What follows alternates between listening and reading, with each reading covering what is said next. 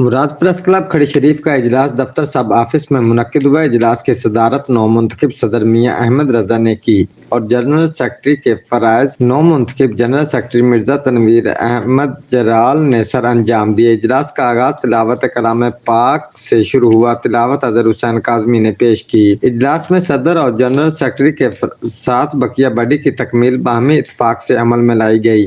مراد press club کے لیے نئے سیشن کے صدر میاں احمد رضا اور general secretary Mirza Tanveer Jarral, senior نائب صدر ملک قربان حسین اور ایڈیشنل سیکرٹری راجہ نعیم اکبر اور سیکرٹری نشر و اشاعت راجہ یاسر اقبال، سیکرٹری مالیات عمران خان کے علاوہ چیئرمین ملاقات فورم اظہر حسین کاظمی اور سرپرست اعلیٰ چودھری الطاف حسین کو 2 سال کے لیے منتخب کر دیا گیا ہے۔ اور آئندہ مرحلہ برداری کی تقریب کے لیے صدر نے جنرل سیکرٹری اور سرپرست اعلیٰ اور بانی پریس کلب راجہ شوکت کشمیری پر مشتمل کمیٹی بنا دی۔ اس کے علاوہ قائد اعظم محمد علی جناح کی تاریخ پیدائش پر ان کے لیے ان کی خدمات پر تمام ارکان نے خراج تحسین پیش کیا۔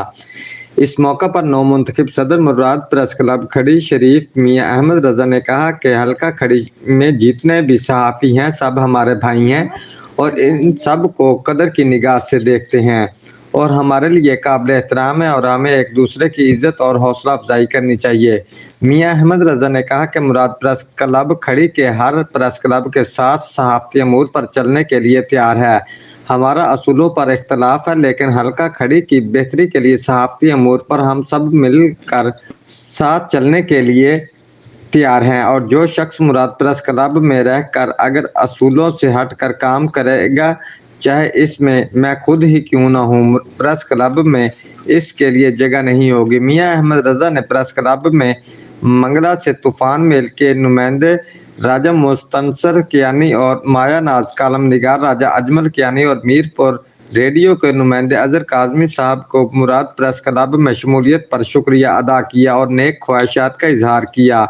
اس کے علاوہ بانی پریس کلب راجہ شوکت کشمیری اور سرپرست اعلیٰ چودھری الطاف حسین اور سینئر نائب صدر ملک قربان حسین نے بھی خطاب کیا۔